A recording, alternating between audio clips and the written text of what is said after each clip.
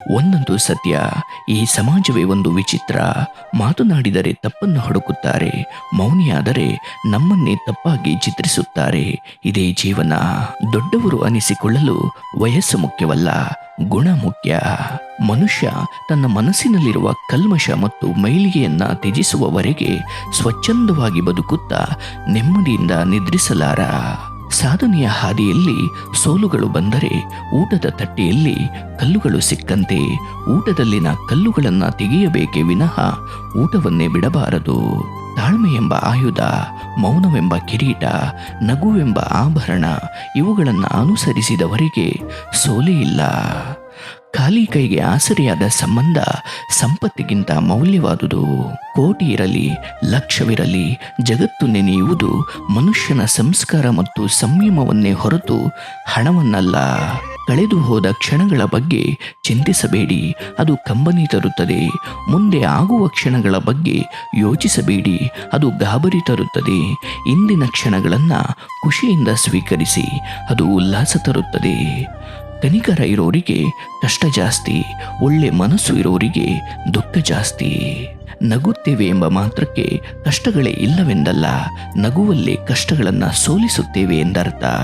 ನಾವು ಯಾರೊಂದಿಗೂ ಹೇಳಿಕೊಳ್ಳಲಾಗದೆ ಮರೆಮಾಡುವ ಮನಸ್ಸಿನ ಭಾವನೆಗಳ ಪ್ರಮಾಣವು ನಮ್ಮ ಕಣ್ಣೀರಿಗೆ ಮತ್ತು ತಲೆದಿಂಬಿಗೆ ಮಾತ್ರ ತಿಳಿದಿರುತ್ತದೆ.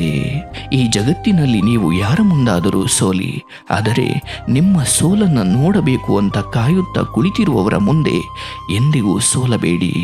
ಮನಸ್ಸಿಗೆ ನೆಮ್ಮದಿ, ಶಾಂತಿ ಬೇಕೆಂದರೆ ಕೆಲಸಕ್ಕೆ ಬಾರದ ಮಾತುಗಳು, ಕೆಲಸಕ್ಕೆ ಬಾರದ ವಸ್ತುಗಳು, ಕೆಲಸಕ್ಕೆ ಬಾರದ ಜನಗಳಿಂದ ಆದಷ್ಟು ದೂರವಿರಿ.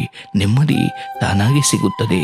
ನೀವು ಯಾರನ್ನಾದರೂ ಮೋಸ ಮಾಡಿ ದೂರ ಮಾಡಿದಾಗ ಮತ್ತು ಬೇರೆಯವರೊಂದಿಗೆ ಅವರ ಜೀವನವನ್ನು ಆನಂದಿಸುತ್ತಿರುವಾಗ ಕರ್ಮ ಎಂಬ ದೆವ್ವ ನಿಮ್ಮನ್ನ ಹಿಂಬಾಲಿಸುತ್ತದೆ. ನೆನಪಿರಲಿ, ಸಲಹೆ ಕೊಡೋರೆಲ್ಲ ಸಹಾಯ ಮಾಡಲ್ಲ, ಕನಿಕರ ತೋರಿಸೋರೆಲ್ಲ ಕಷ್ಟಕ್ಕಾಗಲ್ಲ. ಯಾರಿಗೆ ಯಾರೂ ಇಲ್ಲ, ನೆನಪಿರಲಿ.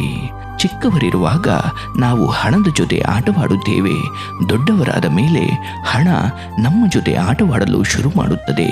ಜೀವನದಲ್ಲಿ ಏನನ್ನಾದರೂ ಸಾಧಿಸಬೇಕೆಂಬ ಹಸಿವು ಇದ್ದರೆ ಮಾತ್ರ ಸಾಧನೆಗಳು ಸಾಧ್ಯ.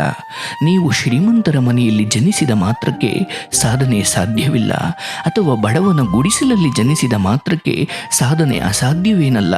ಸಾಧನೆಗೆ ಬೇಕಿರುವುದು ಸಾಧನೆ ಮಾಡುತ್ತೇನೆ ಎಂಬ ಹಸಿವು ಮತ್ತು ಸಾಧನೆ ಮಾಡಲೇಬೇಕೆಂಬ ಇಚ್ಛಾಶಕ್ತಿ. ಒತ್ತಡಗಳು ಬಂದಾಗ ಕೊರಗಬೇಡಿ, ಅದನ್ನು ಅರ್ಥೈಸಿಕೊಂಡು ಸೂಕ್ತವಾಗಿ ಪ್ರತಿಕ್ರಿಯಿಸಿ. ಎಲ್ಲದಕ್ಕಿಂತ ಹೆಚ್ಚು ನಿಮ್ಮ ಮೇಲೆ ನೀವು ವಿಶ್ವಾಸವಿಡಿ. ಬೇಡ ಎಂದವರಿಗೆ ಭಾರವಾಗುವ ಬದಲು ಬೇಕು ಎಂದವರಿಗೆ ಬೆಳಕಾಗು, ಅಷ್ಟೇ ಸಾಕು. ಹೆಣ್ಣು ಮಗು ಇಲ್ಲದ ಮನೆ ಚಂದ್ರನಿಲ್ಲದ ಆಕಾಶದಂತೆ.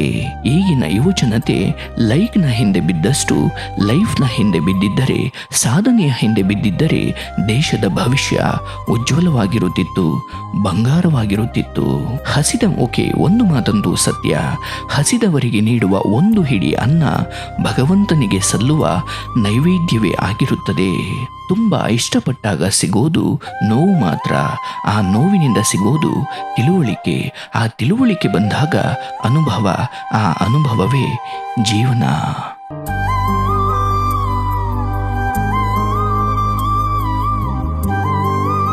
ನಮಸ್ಕಾರ, ನಾನು ನಿಮ್ಮ ಶ್ರೀನಿವಾಸ್ ಅಜ್ಜನಹಳ್ಳಿ. ನಿಮ್ಮೆಲ್ಲರಿಗೂ ಗೊತ್ತಿರೋ ಹಾಗೆ ಪ್ರತಿ ಸೋಮವಾರ, ಗುರುವಾರ ಹಾಗೂ ಶನಿವಾರ ರಾತ್ರಿ 8 ಗಂಟೆಯಿಂದ ಪ್ರೀತಿ ಮಾತು ನೇರ ಪ್ರಸಾರ ಕಾರ್ಯಕ್ರಮವಿರುತ್ತೆ.